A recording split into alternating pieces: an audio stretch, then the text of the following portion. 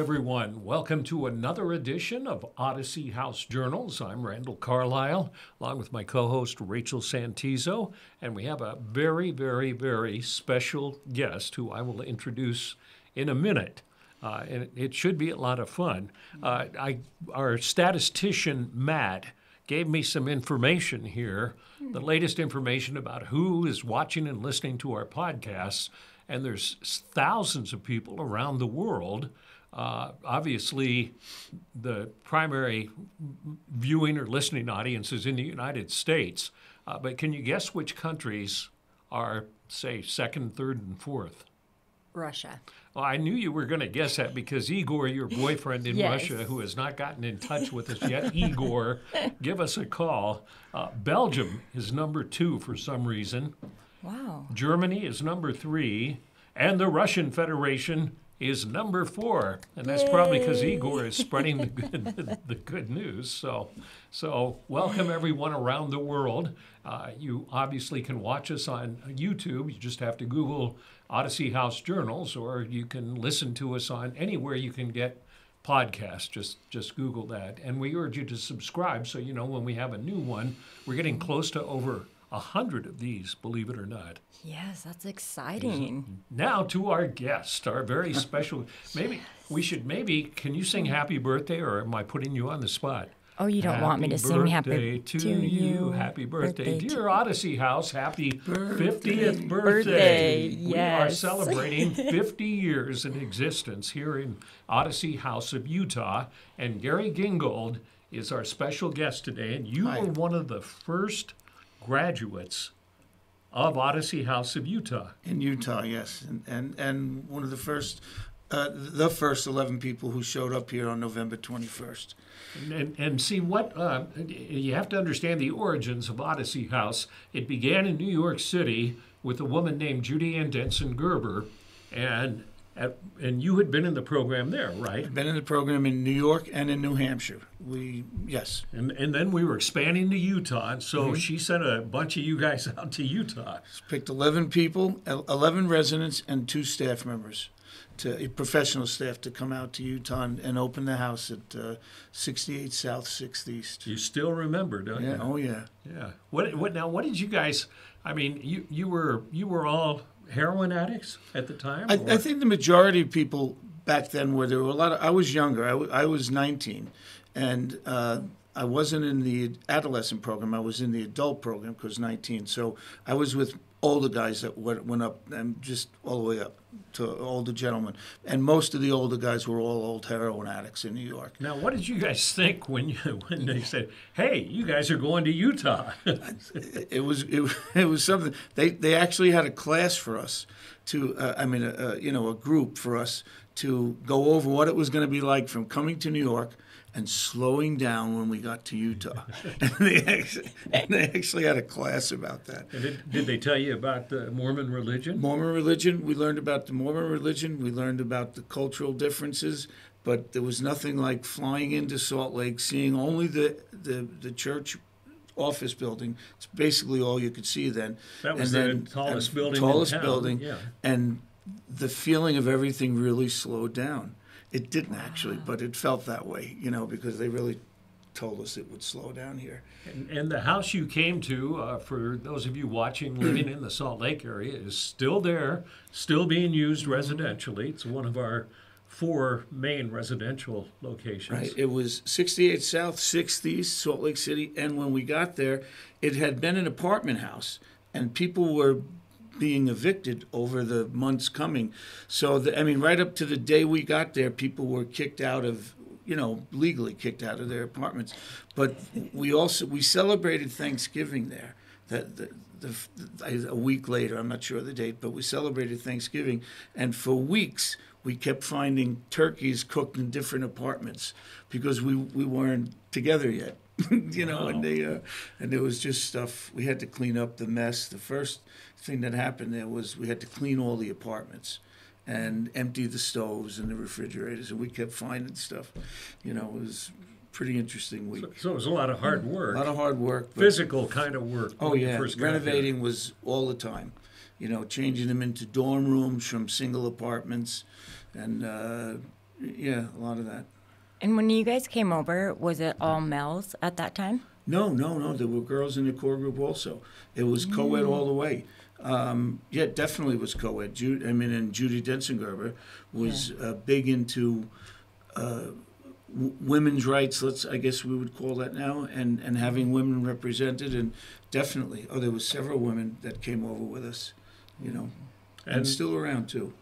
Really? Yeah, that I know. Well, I'm going to see it. It worked. It did work. Now, maybe you could describe the program back then. I understand was a lot more difficult than it is now in terms of like length and things like that. Well, the length was I'm not sure of how today's program is lengthwise. Right. Then the typical stay for someone to come in from the first day they came in was generally 18 months to 2 years. Wow. Unless you were a repeat, and repeat people could stay longer, but if they were going to complete, it would be about 18 months to 24 months. Started out at the bottom of what they called candidate in, then I don't know what it is now, 2 levels, candidate in, then first, second, third, fourth, 4 levels, then to a graduation thing called candidate out.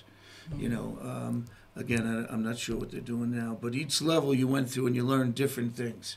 The first level you were supposed to learn about yourself. Second level, I remember all this. Second level was you learned about people. Third level, you were in charge of those people. Mm-hmm. And fourth level, you took care of yourself in the outside world.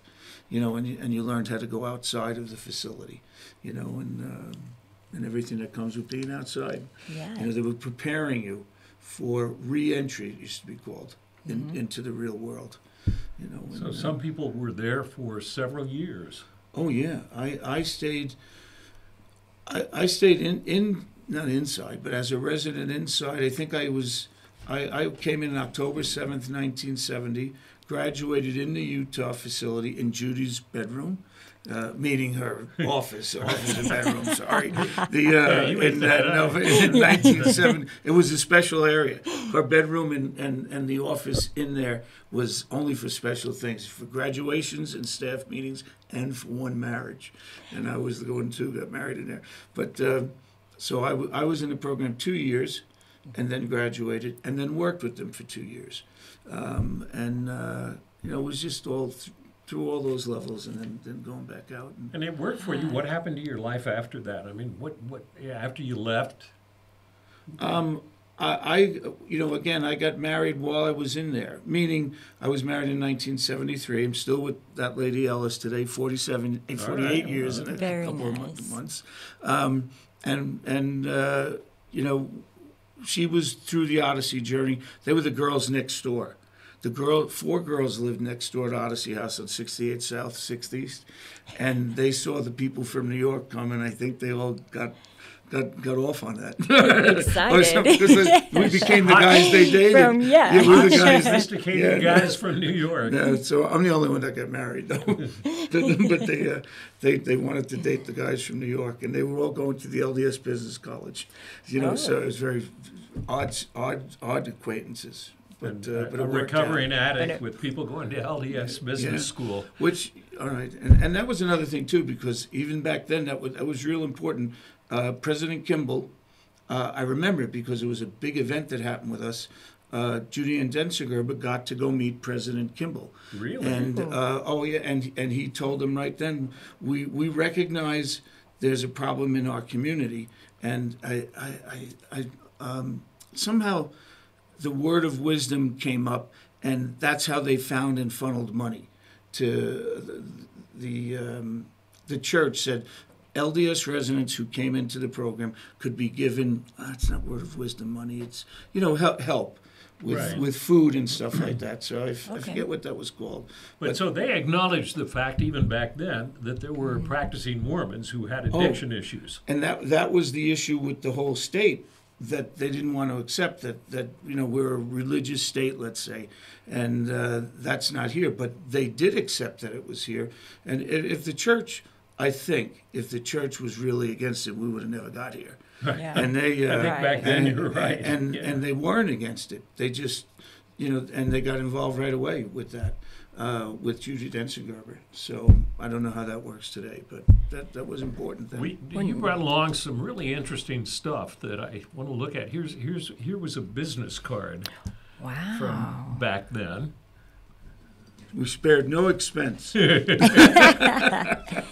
I'm curious to know, when you came over, how many other facilities were there? Just the one. We only had the one right on 68 South 6 East. And we renovated that totally, inside, not the outside. I mean, we were renovating the first 2 years. We just kept working on things. I think they finally got a new boiler, because we used to have one that had to be fixed every night. It got cold. I'm sure. Yeah. So what is, before we get into your love life, which we're going to do, what's this? Back then, if you graduated, Judy Densengerber, after you graduated, if you worked and you kept your life going well, you would get to some point you would be called an actualized person. So you'd get they'd award you a certificate, and it was pretty important to get back then. So you became an actualized person. I don't know to who, but I did. Yeah. And no, it was just important. It was they were accepting that you were doing well after the program, and that was important. And you fell in love while you were here, right? And with the girl next door. With the girl next door. I love it. And you actually had a wedding ceremony in the house. In the house, there was a family of people in Salt Lake City called the Hogels, and they're still here, I guess. Hogel Zoo family, yeah. And they had a horse. I called it a horse plantation on about 45th South and 7th East, and one of their I'll just say her first name. A lady named Suze worked with us, who was related to them, and she lived at the horse plantation, and we were to get married there. We had it all decorated in this field at the horse plantation, and on April 1st, 1973, it snowed. So we weren't going to get married at the horse plantation out in the field. So everybody put their heads together, and there was a staff member from New York named Barbara Lambert, who said, let's just have the marriage at Judy's office, and we'll celebrate upstairs in the kitchen with tie-dye sheets on the ceiling. Wow. So we did, and we got married in the facility. And we have pictures. Here they are.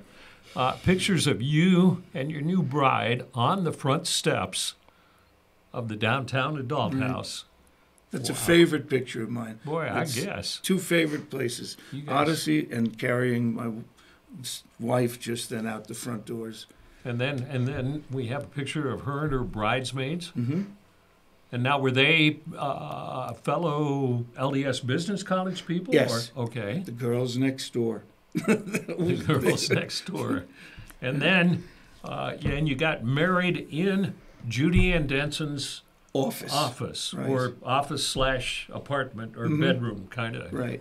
She had we should tell folks that Judy Ann Densengerber began Odyssey House in New York, and she was an amazing woman. She had degrees. She was a lawyer and a doctor, and she was the first person to come up with this concept of a therapeutic community to deal with addiction. Because back then, when she was doing her residency in whatever the charity hospital was in New York, addicts would come in and they would basically just sedate them, and so the dope sickness would go away while they were sedated, and then just release them.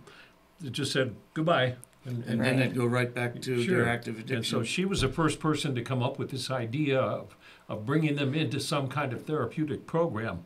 So anyway, when they expanded to Salt Lake and other areas, Judy Ann had I think she had an office/apartment/bedroom in every facility. In all facilities. She was totally welcome, and they just wanted her to come in. She was just brilliant, and she would come to those facilities for, let's say, just 3 days at a time, and hold, they'd call them case conferences, where all the staff and the higher levels would come and get to sit and listen to her, not lecture us, but participate in talks about how is the facility going, how do we treat people. She was great at, this person's going through this, well, this is what you should be doing with him or her. and they were wild, wild. You were able to do things back then which I don't think they do now. You know, and Yeah. Well, you had what did you call them when because I read the book. If you have any interest at all in the origins of treatment, she wrote a book called We Mainline Dreams. And if you look it up, if you Google it, you can still find where you can get copies of it. I have a copy. I read it when I first started working here, and she was an amazingly aggressive, strong-willed person. I think is which, fair to and at say. the time, it went against her. You know, she was the first in a lot of fields, but the fact that she was a woman then always ran up to the wall of men that didn't really, and she was always quick to push your face into it. She came here once, and the famous club across from the Hotel Utah.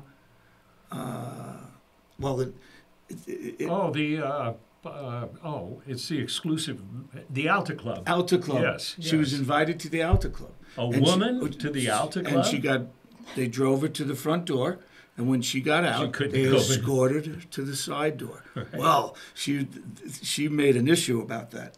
I mean, that was what she was like. She was done. I just got chills. She really caused a scene. Side door. Now I don't know the truth. Did she go in or not? But it became an issue of the day. You know, that they asked her to go on the side door, and she wasn't accepting that. Well, for people who aren't aware of our history here in Salt Lake City, it wasn't that long ago that it was a men's only club, and women had to enter from a side door on State Street, and so the main door, which was on South Temple, the grand entryway and everything like that, women could not go in. Even if you wanted to bring your wife in for dinner and you were a member of the club, the woman had to come in the side door and go up a couple of flights of stairs, and there was a waiting room. The man would go into, because I did a story on this when I worked in TV, and it was pretty incredible. The man would be seated in the dining room, and then a butler would go up to the third floor in the women's waiting room and bring the women and or the children down to the dining room to join the man. And the women would do this? Well, yeah, the women would do that. Has this changed? Oh yeah, it has changed now, but it took a lawsuit and some bylaw changes in the Alta Club. Yeah, it didn't change. Judy didn't have it changed, but she caused the stink then. I remember it was like, oh, you can't do that, and she said, I can do that. Yeah. We can save that for another podcast because I'll go on. Imagine that. So anyway, so you have this, you get this picture of this strong-willed woman, very bright, very brilliant, accomplished. And she had her private area at the adult house, and yet we see pictures of is that in her room? That's in the room. You see the wood in the back. This is her room, and this was the wedding, my wedding. How'd she let you get it? Do your wedding? She wasn't here for it. First of all, she wasn't know about it. Yeah, she knew we were getting married. Barbara Lambert. Barbara's in that picture. This lady, Barbara Lambert. I'm sure she covered herself and got permission. And Judy was great like that. She just it was very big to be respectful. So I suppose even asking would have just done that. Oh, you know, and she was great like that. And they brought in as many as they could. All these people were at the wedding, and some of them are families of people. Wow. And but the residents were also allowed to come in, and we just jammed in to get the picture. And then again went from there to upstairs for everybody who was there in the dining room that I think is still on the second floor, but it hadn't been finished yet. So this was only, this was April 73 from November 71, so it hadn't been, the ceiling wasn't in yet. So they put up tie-dye sheets so we'd have it look better. Wow. and they threw them up, and it was great. Nope. And interesting is the dining room is still a common area for connection today, and so I think that's great. We were talking before the podcast began that these were the early days of dealing with addiction, and people did not have a great understanding of how addictive personalities worked and how addiction could be handled by people. And so back then, and certainly not now, I'll tell you that, back then it was considered a separate addiction. Like, you're a recovering heroin addict, I'm a recovering alcoholic. And so if you're a recovering heroin addict, you can drink.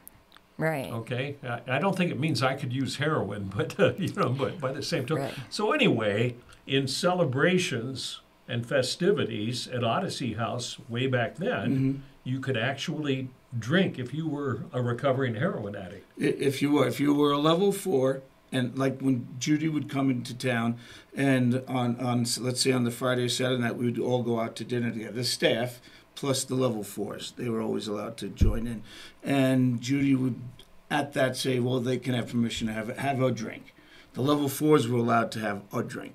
The graduates or the staff that were graduates, there was no stipulation. They had already graduated and gotten what we called our drinking privileges. And they actually called them that back then. And they actually said, now go out and learn to drink like gentlemen.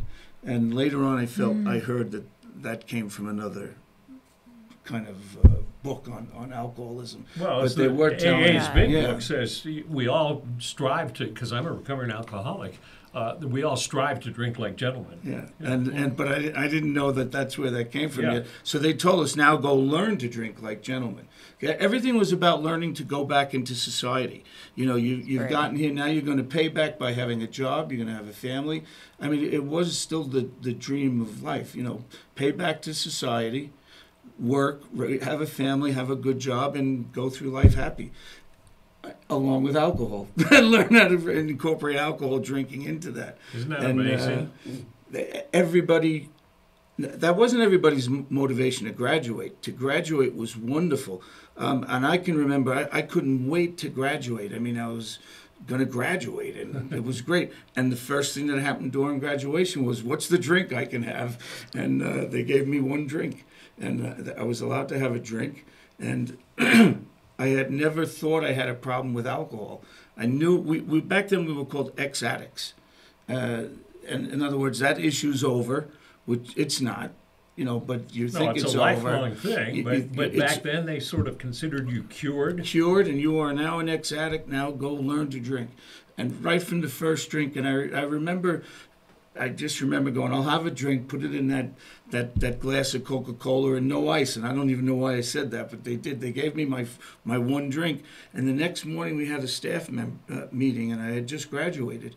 And I remembered, geez, nobody said anything to me. And I got awful silly the night before when that one big drink, and nobody mentioned it. And it just was the way it was, that was okay.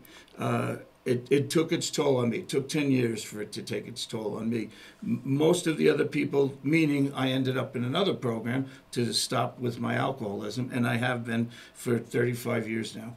I'm totally clean and sober. And I still, even though I look at it that was a flaw of the system then, I'm here because I entered a place called Odyssey House that Judy Ann opened up. And it just got crazy.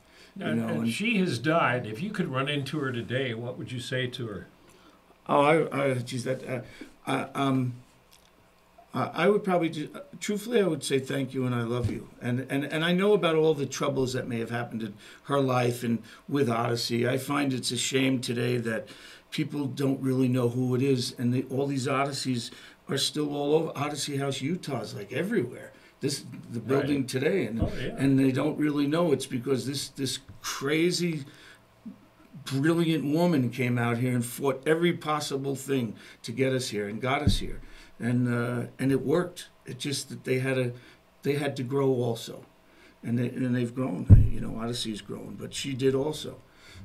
So I just totally, I know she was human and had flaws, and that great character of hers took its toll. But there's a lot of great people in history have ending stories that aren't so great, but they did wonderful things, and she did. She, you really should read the book. She grew up in high society in New York. Yeah. Her husband was the medical examiner of New York, and so she had a lot of very conservative, Republican kind of people who were very wealthy, and she was in high society social circles. And so for her to hang around with a bunch of heroin addicts from Harlem and then do all this stuff around, and she was always asking for government funding to help keep the programs going. She was a maverick. Yeah, and they were afraid of her. And just because she was so strong, and they knew, some people know to well, you don't say that here. You don't go to Utah and fight women in the back door, but she did, and she fought all those politicians. She also, it's not mentioned a lot. I think it's mentioned in the book a little. She was one of the first people to ever bring up child pornography to the government. That there's a problem with child pornography. That was like an issue of hers, but nobody was paying attention. And we would have staff meetings, and she never passed around the literature to show us. She just said, "This is not acceptable," and she tried to fight that. And she did start some things that I'm sure have taken us to where we are today, where these are real problems that are being taken care of today. But she was just in on everything, and she loved working with addicts though, and helping us be okay. She knew we could. What do you think were some of the biggest things you learned from going through Odyssey that helped shape your life for the rest of your life? Lying. There was a big thing about lying, and when we were constant, there was things were called confrontations and encounters, and if someone felt you lied to them, they could confront you. If you thought someone lied to you, so lying and integrity were very important. And it's still very important. I mean, it was really drained into you, put into you over and over and over. Other little things. I got there and didn't know how to make a bed, and making a bed to this day is very important. Little things that are important that we do. Being on time. Addicts were notorious at not being on time. They held a line, being on time, and then service to others. That was just so big back then, and service to helping someone else below you in the program. Part of that encountering thing was if someone above you is doing something wrong, you have an obligation to try and help them, and to be of service to them, and then service in community. And she was big on all of that, and it was big then. And later on in life, after Odyssey, I was in the military after that, and all those things I learned in Odyssey helped me there. I've worked my entire life. Everything I've learned there came from there. Just a place to start. Start being honest. Start helping, and do my job. And put my effort in, and that was all about putting effort in. You didn't get to be the guy laying around there, that was really big. And take care of yourself, But you were an Odyssey graduate. Yeah, you learned pretty much the same things, only it was 40 years later. Yeah, I think it's interesting throughout this entire interview is that, because I'm a graduate from the adult house, and so what it is the fundamental principles of all of it are still the same. So there's one extra level, right? But it's all about the encounter process. It's about our behaviors and how we express ourselves, and also our side of the street, right? And so she definitely laid those principles, and standing up for herself and what's right, and how we respond and how we react to things. And so it is the same. Some things have shortened, some things we are not able to do. So drink alcohol. We cannot drink alcohol. So when I went through the program, we did marathons. Oh, we had marathons. And we can't do those anymore. No. So when I went through the program, we had them, and I did not like them when I went through the program. But now that I actually run one of the programs, I wish we could do them. We had a 3-day marathon. Yes. 3 days, and the kitchen upstairs. Yes, the kitchen is the space. We're all there's a bathroom, of course. You're allowed to get up to go to the bathroom. Yeah. And the rest of it is no sleeping. If someone falls asleep, you hit them in the arm and they wake up. And for 3 days, you dipped a little bit, but you ate in there, you slept in there, and you talked in there. And when you're in a room with 3 days with someone, you end up talking about everything. And anything can come out because you're sleep deprived. So they were crazy meetings, not crazy bad, Right. just emotional meetings. And It is. I had a brother come live with me. He also came and lived with us for a year there, and my younger brother. And in one of those marathons, we had what do you call that? With the breakdown of our lives, just realizing where we came from and what had happened, and now it was going to be all right. And the cathexism, Yes. I think they called it a cathexism. Yeah. But it was in one of those marathons. And anyhow, they used to do that. They used to, I don't think you cut people's hair anymore. No, You know? no. If you walked off the steps and split, you got a bald head. Yeah, no. You got yelled at, and things called reprimands, and the harder they yelled at you was what they wanted, to make you just feel like crap, and then build you up as you walk out, much like the military. Right. Because when I went to Right. the Boot military, camp. they did the same Yeah. thing. They brought you down, and at the end of the thing, you're hugging the guy that brought you down. You Right. know, and so it just, they had that idea, but there was a lot of things then, and God, Yeah, you've been a we still- tremendous guest. We are, believe it or not, 30 minutes has passed very quickly. So Yeah. Gary Gingold has been our guest. I really appreciate you sharing you. these thoughts because, Yeah. you know, it helps all of us who work at Odyssey, right? Yeah, You know, to look back and think about our proud history.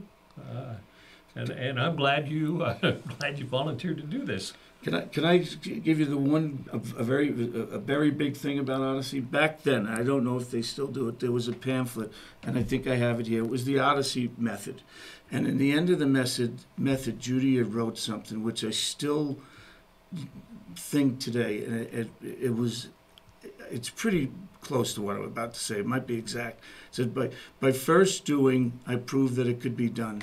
The second doing slipped unnoticed. The third doing came with ease. I had a new habit of living. And it was just important. That was a great saying back then. Yeah. It was all about our change. It is our philosophy. I have Still? it hanging up, Yeah. in our Oh, you do? bathroom at Meadowbrook. Absolutely. It's that habit of living Habit and of just living. learning that. Absolutely. Yeah, it's our Oh, philosophy. Yeah, that was a good one. It's a good way to Well close said. the program. Thanks, Yeah. Rachel. Thanks, Gary. Thank you.